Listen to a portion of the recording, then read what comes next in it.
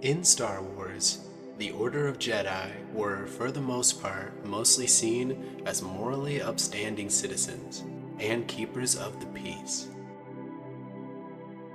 In the series of Foundation, beings with similar abilities, known as Mentallics, are known as many different things.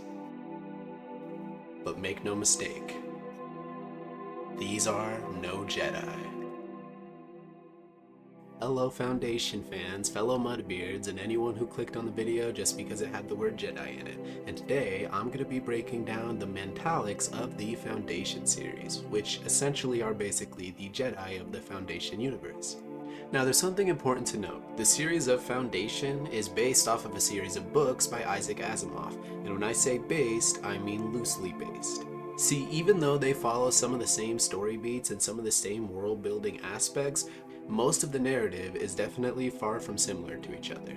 But an interesting fact is, these same books were kind of the foundation for most of the sci-fi inspirations you see today, such as with projects like Dune or even Star Wars. And when you look at some of the abilities the old Mentallics have within the books, you can see where the inspirations for Jedi really came from.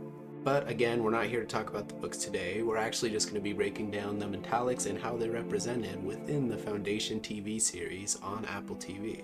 Let's go ahead and start with how Mentallics are actually treated within the universe.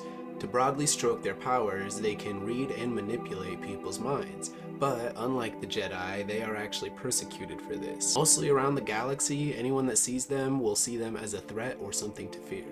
But for those that live long enough, you essentially have to keep on your toes and manipulate everybody around you at a consistent basis without getting caught. Or you have to potentially subject yourself to becoming a deity and losing your identity as an individual altogether, becoming essentially a religious prisoner. So in the Foundation universe, being a Mentallic isn't really the most pleasant experience. An interesting thing to note is Mentallics, when separated, are relatively not as powerful as when they come together, and they're especially powerful when they're together and performing in some aspect of harmony.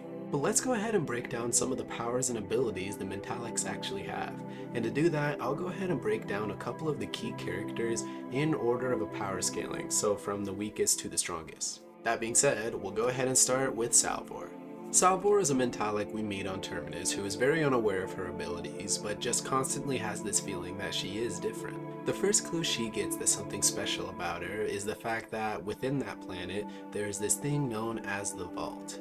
This vault emanates what's known as a null field, and anyone that gets close within proximity ends up succumbing to the effects of the null field and eventually passing out. The only person who seems to completely ignore the effects of the null field is Salvor. But her powers go even beyond that. She feels this inevitable pull towards her purpose, and this pull does eventually drive her towards different characters throughout the series. And we see along that journey, when she interacts with other characters throughout the series, she has a very good sense of intuition about people. She's able to read people really well and figure out what exactly their intentions are.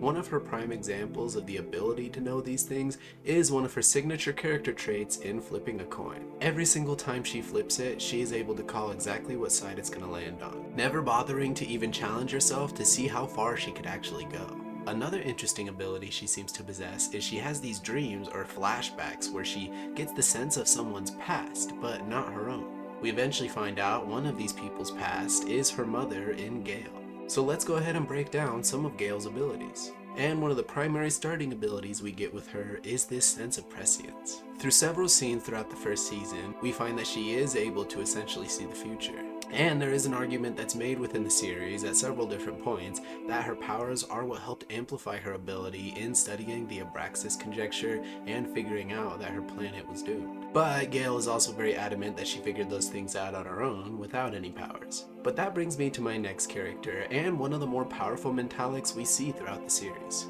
In Season 2, we are introduced to a Mentallic named Tellum. See, long ago in the Galactic Empire, before the Genetic Dynasty, there was an emperor by the name of Kandar V. He ended up using a planet called Ignis as a summer palace. But once the Genetic Dynasty did start, they inevitably neglected this planet.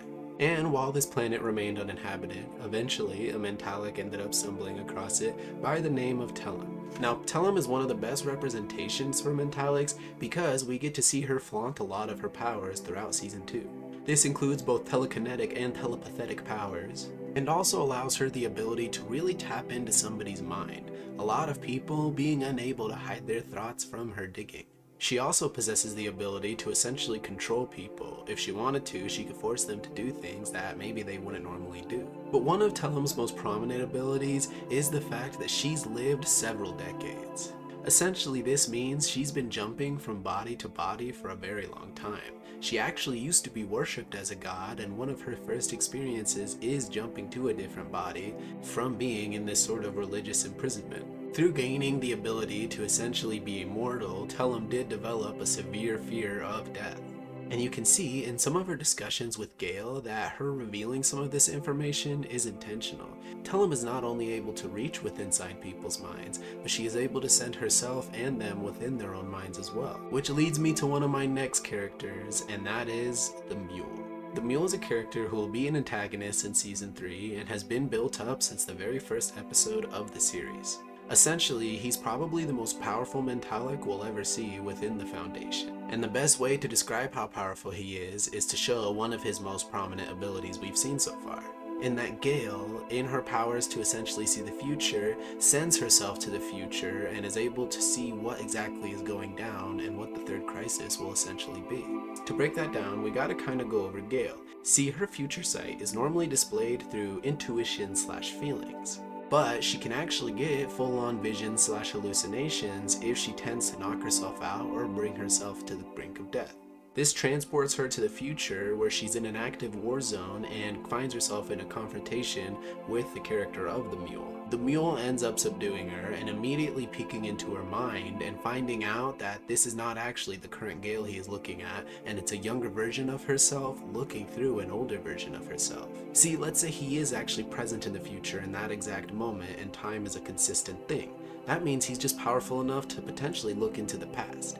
Let's say this vision Gaal gets is actually just a likely thing that's going to happen. That still means that whatever this assumption or figurative illusion of the Mule is, was still able to look into Gaal's mind and see herself. But not only that, later on in Season 2, we see that there's a confrontation with both Gaal and Tellum. Tellum, using her ability to send someone within their own mind and bring herself with them, brings Gaal to what's been bothering her, and that's her vision of the Mule. But ironically enough, it does not work out in Tellum's favor, because one of the first things she hears is the Mule screaming Tellum's name. This means that Tellum and Gaal weren't just simply visitors inside of Gaal's hallucination, and that the Mule's powers, whether he's real or just a potential idea, goes beyond the sense of reality. And this means that the Mule's powers, whether he is a future sight vision or just a potential idea, grow beyond the point of even Tellum, him immediately striking the fear of God into her. This essentially means that no matter where the Mule exists within the universe, if someone has the Mentallic abilities that are powerful enough, they can essentially bring him back into physical danger and threats to the people around them, as we've seen with Gaal's bruises on her neck from the Mule choking her. Obviously, this power system is a little bit convoluted, and I hope I was able to break it down in a way that was a little bit more digestible, but either way, going into Season 3, the Mule is one of the most powerful Mentallics we're gonna have to watch out for. And with all these Mentallics with godlike powers, how are groups like the First Foundation or the Genetic Dynasty gonna be able to put up a fight? Well, with technology. We see that one of the primary ways to actually stop Mentallics is the use of technology, whether it's through these weird field discs, long-range weaponry, or whatever weird sci-fi stuff is going on with the reincarnation of the character of Harry Seldon. So let's go ahead and establish where the Mentallics are at going into Season 3. In Season 2, Tellum is seemingly defeated by Gaal, and the Mentallics fall under her leadership. So, going into Season 3, Gaal will be stepping out of a cryopod, ready to continue leading this group of Mentallics she will refer to as the Second Foundation. But we also know that somewhere else in the galaxy, there is another Mentallic known as the Mule, whose primary goal is to just wreak havoc across the universe. But I'll go ahead and leave this video with one final question for Foundation fans. Anyone who's seen the series so far, do you think that it's possible that Cleon, or any iteration of the Cleons we've seen, has been Mentallic? I think there's some arguments to be made there, but who knows? Either way, hopefully this video helped break down who Mentallics are and what their abilities can do, and gets people prepped for Season 3. If you enjoyed the video, definitely feel free to like and subscribe and let me know down below, or let me know what kind of other Foundation videos you want to see. And remember, if you're Mentallic, don't tell your neighbor.